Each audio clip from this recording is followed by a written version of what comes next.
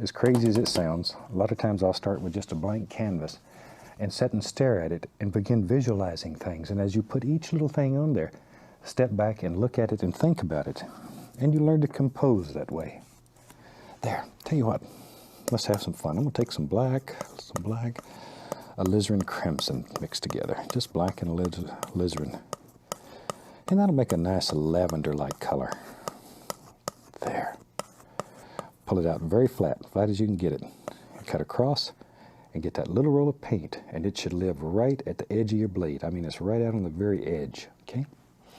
Maybe in our world, come right up in here. Maybe there's a little, way back in there, there's a little hill or a little mountain that lives way back right there. And all we're looking for is a nice shape on top. There. We're really not concerned with the bottom of it at this point. Something maybe like that. This one's going to be far, far away. So we're not looking for a lot of detail. We're looking for a basic shape, and that's all. And underneath it, since this is water, there's going to be some reflections. So you can just reflect it right into the water while you have that color on your knife. Okay. And I'm really, as you can probably hear, I'm rubbing quite hard with a knife. I want to literally push this paint right into the fabric. Just as my son Steve says, just sort of moosh it in there. That's probably not a word, but everybody understands what he means when he says that. Just moosh it in there. All right. Now then, with the old 2-inch brush here, just sort of blend that out. Just blend it out. And you can actually make it look like highlights and shadows just by using brush strokes in here. There we go. There. Brush strokes, that's the name of our newsletter. There. We do a lot of interesting articles in that. I really enjoy writing for it. Now then, where our reflections are, just pull that straight down. Straight down. See there? And instantly, we have reflections. Go across. And that's all there is to it. Reflections used to drive me crazy when I was a traditional painter. And in this style of painting, it may very well be one of the easiest things that we do. And you can take a little of the dark paint and here and there maybe just put in the indication of some little shadows and highlights without really doing a great deal. If you put too much detail in here, it's going to destroy that illusion of distance in your painting. And we want it to look like it's far, far away back here. But just rub it with a knife. There. See? And you can just let that just blend anywhere that you want it. It gives the indication without a lot of detail. Sometimes it's neat to take just a little touch of the dark sienna white, not much white, and right down here at the bottom, just really scrub in a little bit of that. Make it look like there's a little dirt down at the bottom of it. But that's up to you. You may not want to put that in. Strictly up to you. I sort of like it. It changes this flavor a little bit. There. All right.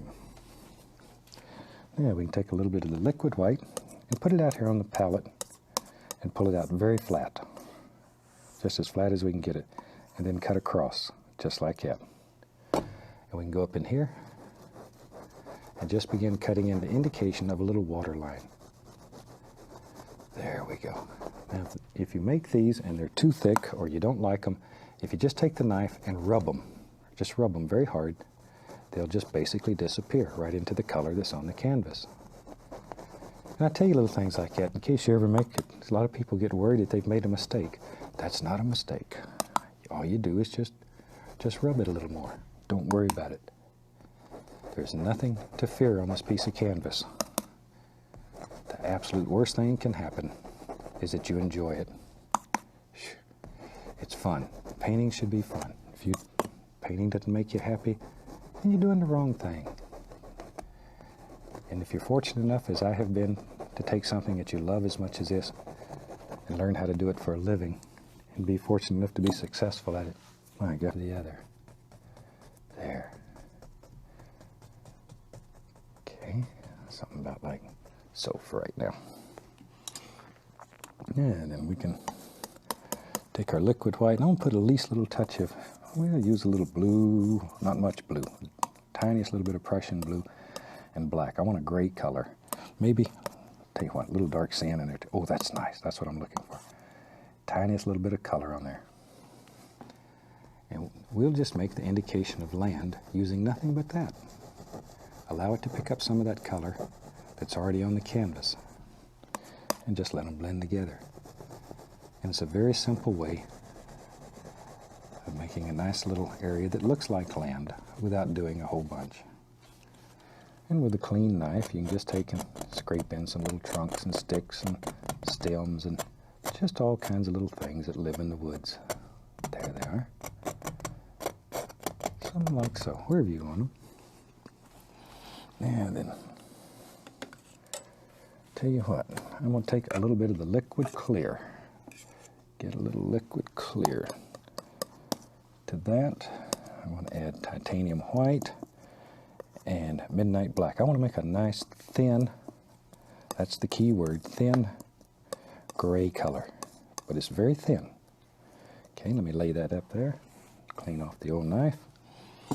Now, today let's use a filbert brush.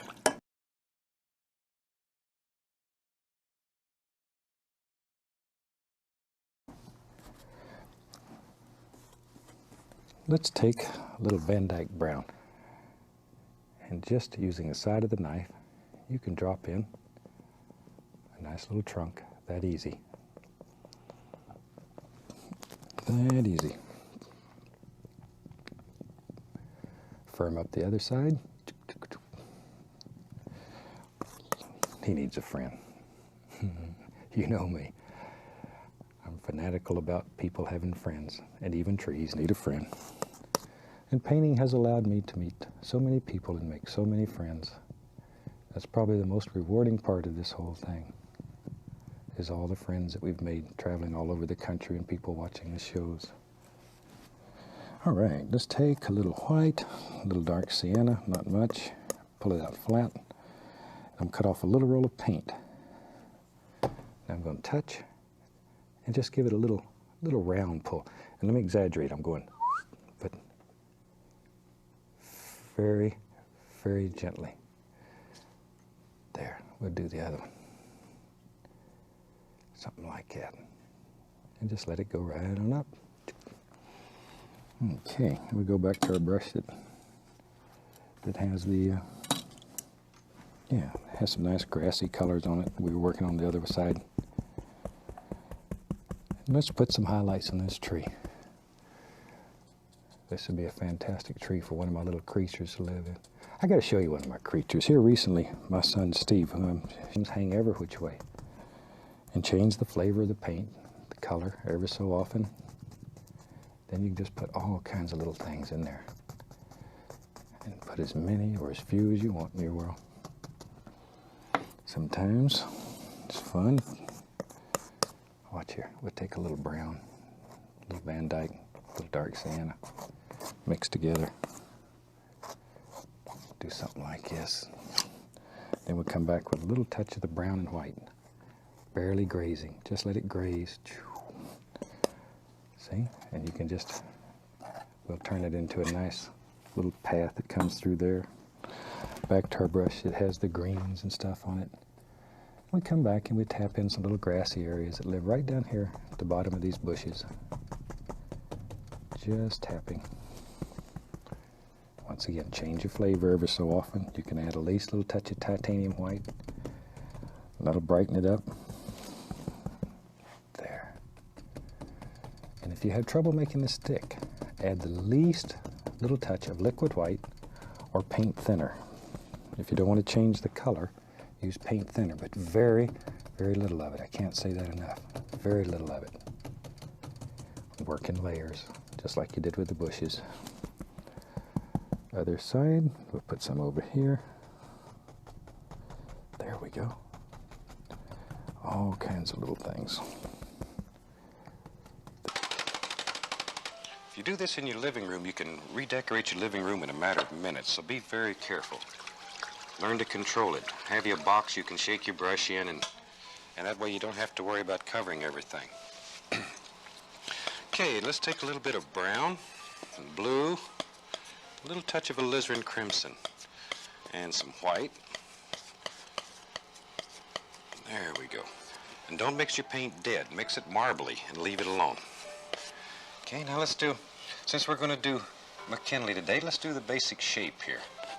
McKinley comes down like so, has another peak running right off through here. Make that just a little more rounded. There. And we let this side drop right down and over. All you're looking for here is the basic outline, the basic shape of this mountain. You're not worried at all what happens in here. Okay. Take the big brush and we'll pull that down. This takes off the excess paint and makes the next layer stick better. And also when you're doing mountains, if you can see the entire mountain, the top of the mountain is always more distinct than the bottom. At the bottom of the mountain we have mist, and now we have pollution. We have a multitude of things that break up and diffuse light. And we'll put some snow on that almighty mountain. Pull that paint out real flat. Just pull it out and get us a little roll of paint. And we'll just lay this on and let it travel right on down. And you want the paint to break like this to make all the little things that happen in there. The little shadows, the light and dark areas. Okay. And there's a little bump that comes out right there. And works his way down. And over here, let this drop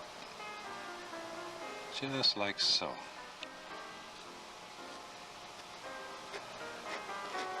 There we go.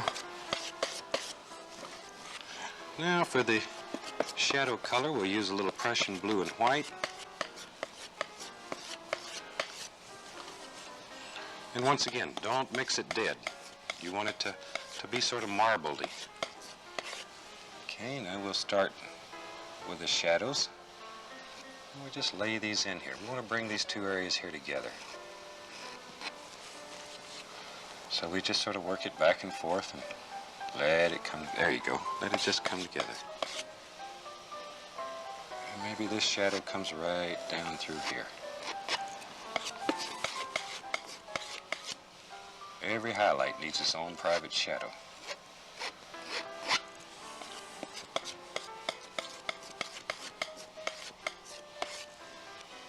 Okay, we'll put a little shadow right there. And see how that protrudes that up? Makes it just jump right out at you. Little ridges here and there.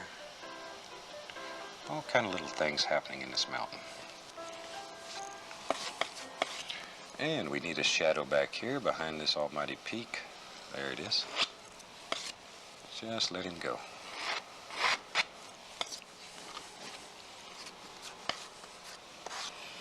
Okay, and we want a peak that comes right up through here and just begins working its way back down.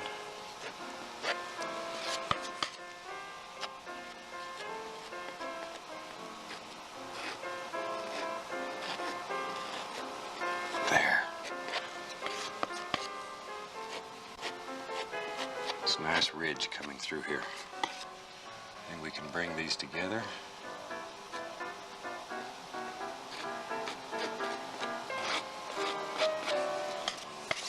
A few little shadows in here. Just here and there.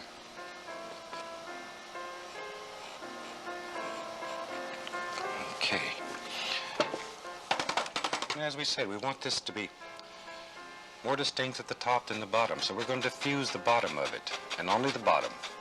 And here we're just tapping the canvas. We're trying not to destroy, only diffuse. And this is where you really depend on a firm paint. If you have a loose, oily, thin paint, you become a mud mixer here. So when you try this at home, if you find that you're making a lot of mud, check your paint. It should be very, very firm. Squeeze that tube. It should stand up maybe about 3/4 of an inch above the tube. Then you have a nice firm paint. Okay, I'm going to make the same color and make it darker. Blue-brown, a little alizarin added to it. Because I want this mountain to be in front. This is a beautiful study of how to make one mountain look very, very big. And we'll put some little smaller mountains here in the foreground.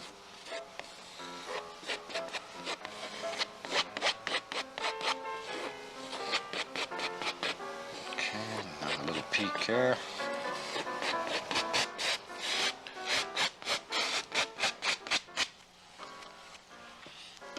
And we'll take the big brush and pull that out. Son of a gun. Just comes right out. That's the beauty of painting wet on wet. You can move paint on the canvas. And we'll put some little happy little snow here. Just let that run. There we go.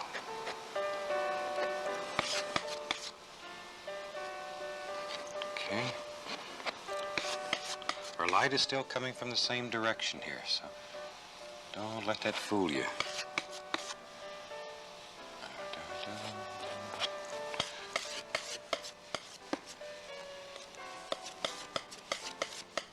Okay. Now we can work in some shadows here. Let's push that one into the background. Just come right on through, and that'll push him back. Scary to have this much power that you can move mountains.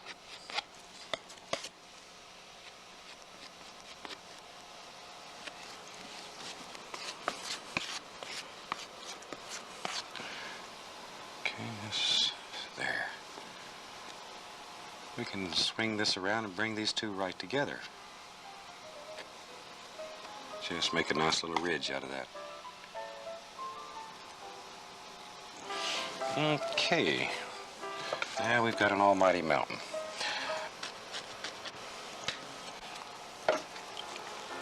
Okay, delicate touch again. Very, very light. Just enough to move it a little bit on the wet canvas. And we'll put some land out here so these bushes have a place to sit. Don't want them to fall off in the river here. We'll give him something to set on here. There we go. This is straight Van Dyke brown. And onto that, we'll take a little brown and white and give him just a little touch of highlight. Make him look like little stones and rocks playing through here. Okay. Let's put a few little sticks here and there.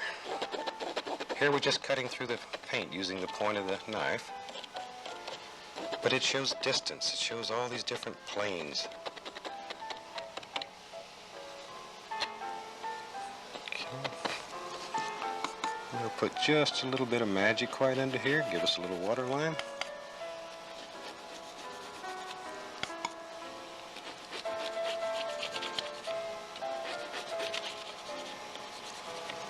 There we go. And a few little sticks over here.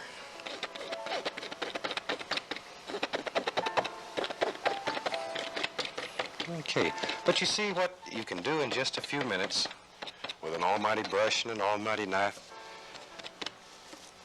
and a beautiful painting in your heart. All you have to do is let it out. A few more sticks.